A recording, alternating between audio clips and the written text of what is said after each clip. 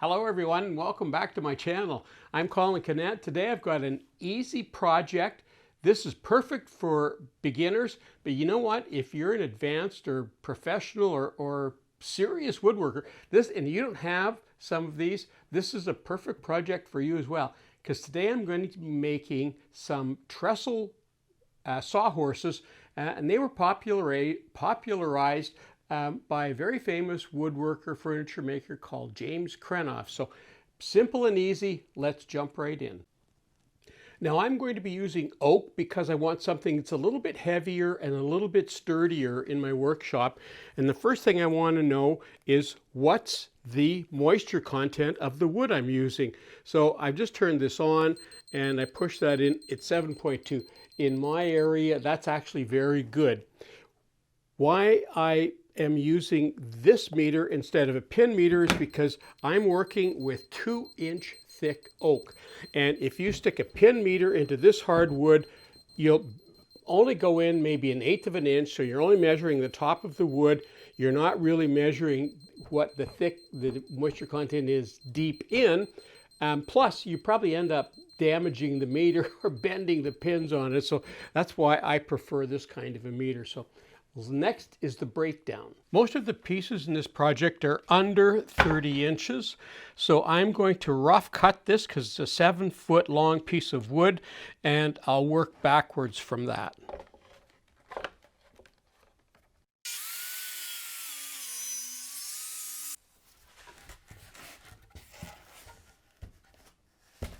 Okay, I have a pretty flat piece of wood. This is going to take a number of passes. I'm not going to show you all of them.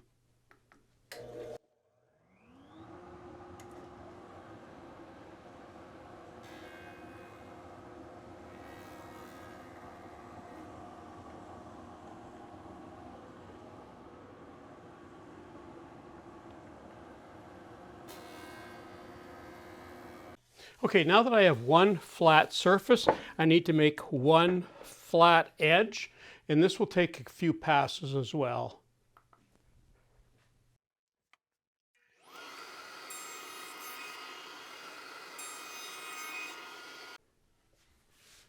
Okay, now that I have one flat surface, one flat edge, now I need to plane it to thickness. And again, this is going to take a few passes.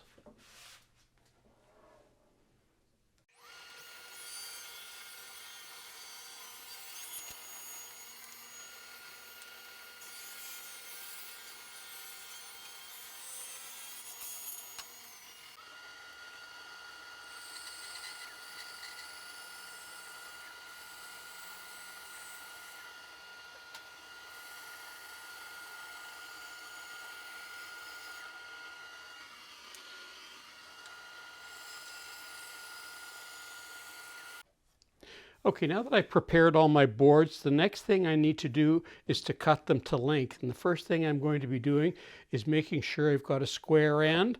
Then I'll measure the length and trim them all off.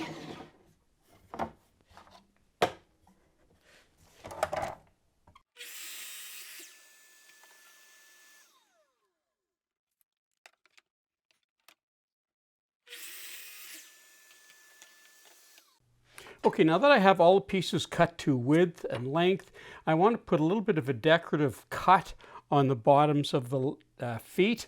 And I've got the table or the miter gauge set at 45 degrees. You'll notice I've got a stop here so that all of the cuts will be identical. And I'll just go ahead and make those cuts.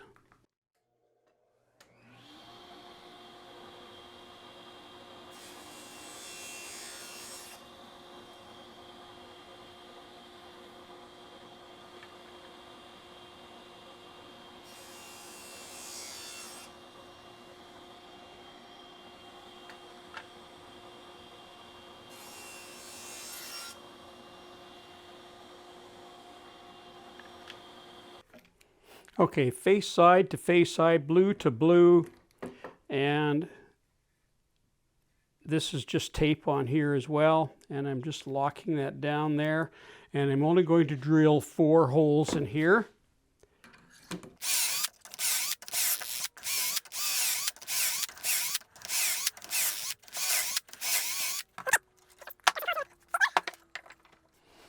Now that's going to go like that. You can see the holes that I drilled there. So now I'm going to align on this mark that I've put on here. Okay.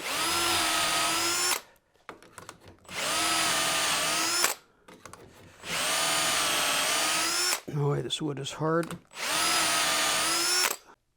Okay, so there's the foot, there's the upright, and this is the stretcher that's going to be between the two legs. So now I need to drill holes here and, of course, in there to go in the stretcher. Now we're going to be drilling into the flat side of the wood, and we don't want to pierce the wood, we just want to go into it. So I've reconfigured my dowel max, and you can see this is sort of the standard configuration, but you can take this part off and put it underneath here, and you can see that's what I've done. And so now, and because you also get these spanner pieces, you can move this back and forth. So I've reset this up, and there's all sorts of little pieces of different pieces of aluminum that you can use. So I've set this up, and I'm aligning to that 6 inches that I said I was going to use, and I can tighten that down there. And now I need to measure my drill bit to make sure that I don't pierce that. And in this case, I'm going to use all 5 holes because the stretchers that I've made are, I purposely made them wide enough that I can use the whole piece of wood in there, because it's going to stop it from racking. Okay, I can go ahead and drill those holes now.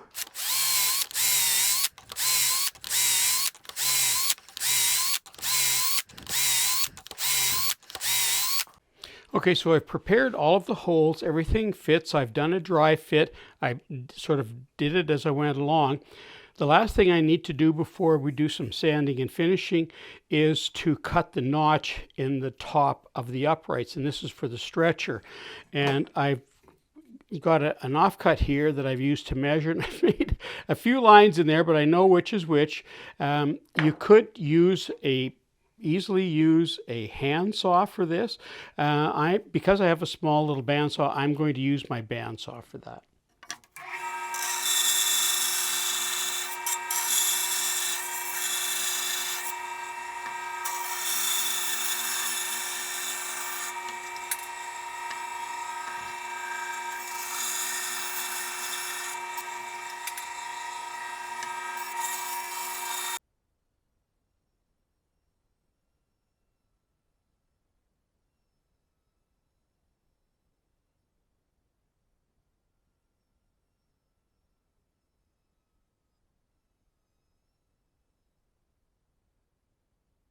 Okay, I'm just going to start out with 120 and I'll finish up with 180, and that should be all I need for that.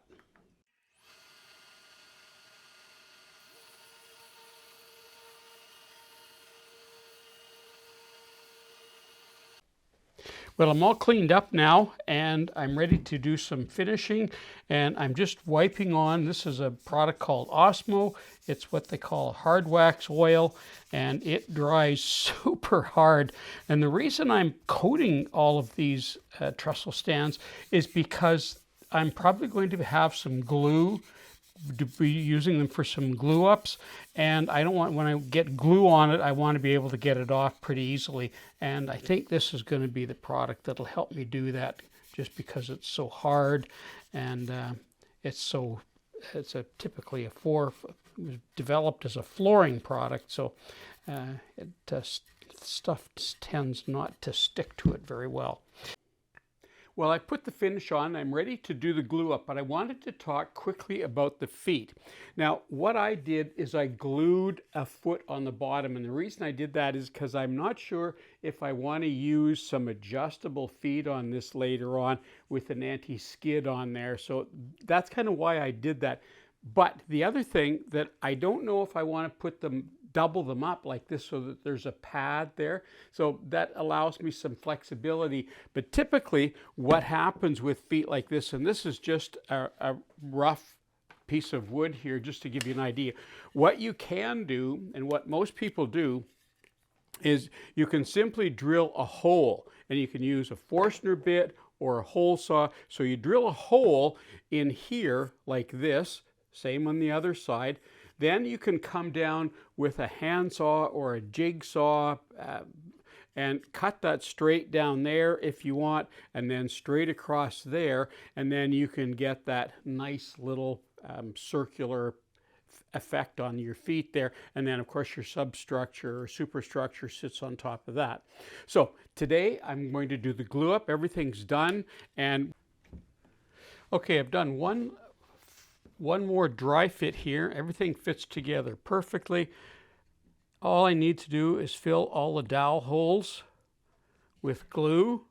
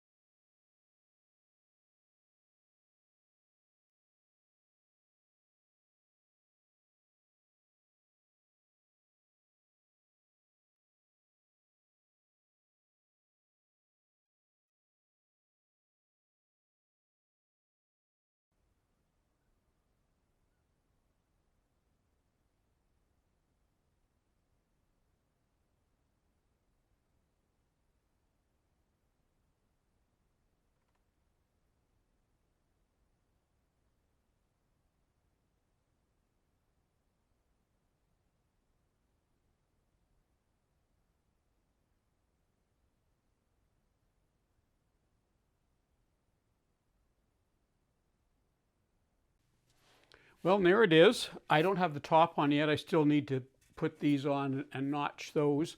But everything looks straight and parallel. Yeah, very happy with that. All right, I don't know what the length is. I have left this a little bit longer than I needed, but I'll just work on that. I'll probably put about a 2-inch overlap on each side, and probably do a little bit of a cutaway on that as well, so that it matches this, a 45 degree on that, and then cut those notches. Well, and there, after all these years of thinking about making trestle sawhorses, I finally made a pair of trestle sawhorses. In fact, I'm liking them so much already, I might actually make another pair. These are super handy.